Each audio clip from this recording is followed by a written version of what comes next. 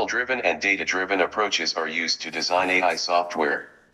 The process primarily involves identifying the steps in the AI design process, defining their chronology, synchronizing the work of the various stakeholders, providing tools to streamline repetitive and tedious tasks, facilitating knowledge transfer in the event of a change in personnel, facilitating updates and enhancements to the AI, as well as other aspects that will be discussed later.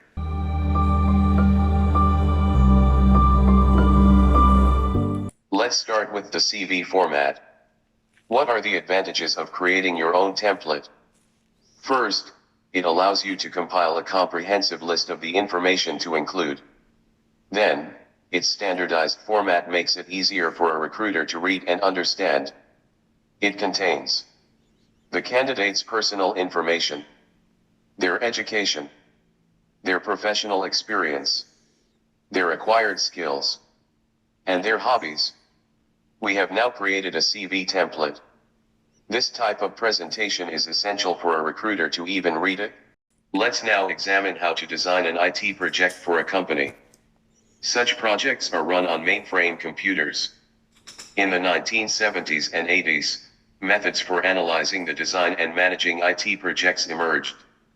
For example, in France, the Mary's method was one of the most widely used for internal projects related to a company's specific business activities. This method facilitates the coordination of the various stakeholders involved in the project's execution, daily operation, maintenance, and evolution. The team consists of a project manager who oversees overall coordination, a business specialist who defines the project's needs and associated rules, as many IT analysts as there are distinct functionalities in the project, programmers who will write, test, and document each of the programs for which they are responsible, data administrators who quantify, standardize, and prepare the digital resources needed to run the project, system engineers who ensure the project is compatible with the computer's technical environment, a representative from the operations department who will install and schedule the tasks for the new project in the server room or computer room, an IT security representative who protects the technical environment and prepares business continuity plans in case of incidents, and finally, the future users, who must be identified, made aware of the project from the outset, and trained in its use. The Mary's method is designed for IT design offices, primarily analysts and programmers. It outlines the sequence of steps required to complete an IT project. This Mary's method can be considered a model. The problem becomes more complex when the scope expands. This is the case for an AI project. Consequently, a method for designing AI software was developed and subsequently adopted as a standard. This is model-driven. Although its main themes are similar to those of all other IT projects, its complexity stems from the context in which AI is used. Indeed, model-driven themes must meet the following conditions: address all types of IT and robotics projects, cover all application domains, be based on a global data set, be relevant to all users connected to the international network. The risks are thus increased, especially given that international laws are often vague and difficult to enforce. However, in France, it is necessary to comply with the laws of the National Commission for Information Technology and Civil Liberties, CNIL. Another important characteristic is that AI must be able to be installed and used in various IT environments. Given the scope of the subject, a detailed presentation of a model-driven system is provided in dedicated documentation and training materials.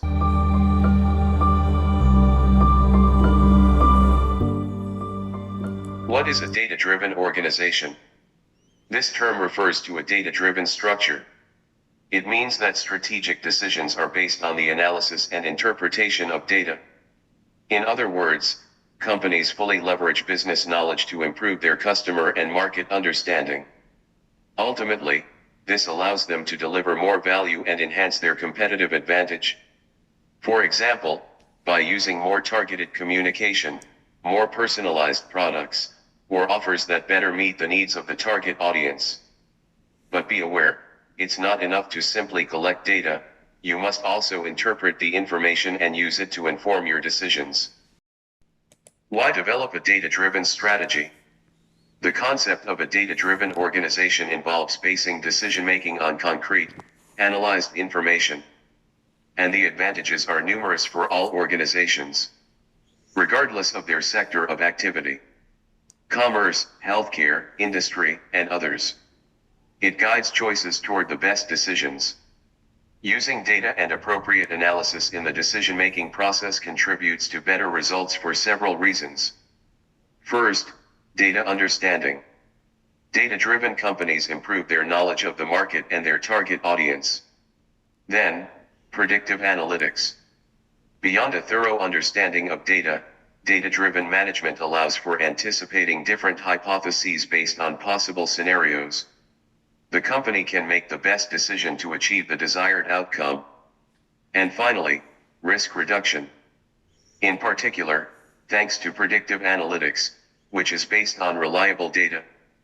The added value includes improved customer relations, increased added value, reduced costs.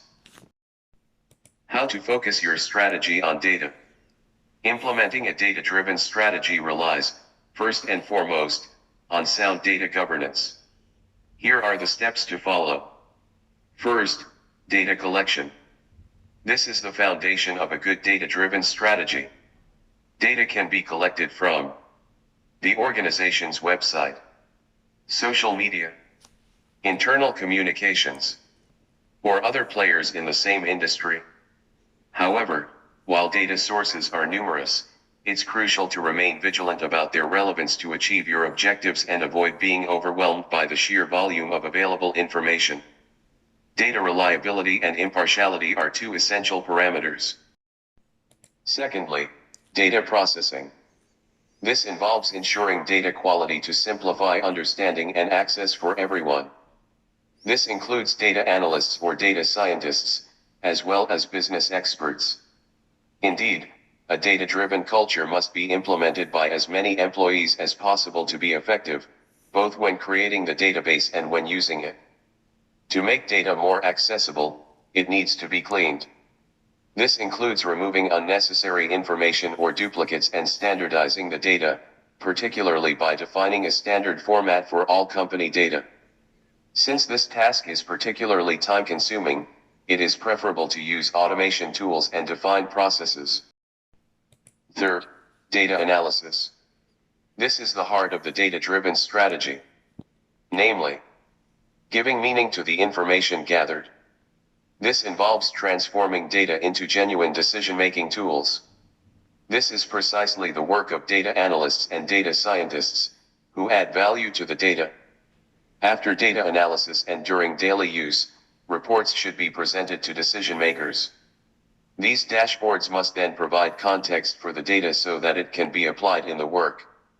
Thus informed, business experts will be able to make the best strategic choices. In summary, in a context of massive increase in the use of technology and information volumes, companies have no choice but to develop a data-driven culture. This requires optimizing data collection, processing, and analysis. By doing so, companies will have all the tools they need to make better decisions regarding customer relations, products offered, cost reduction, and other areas.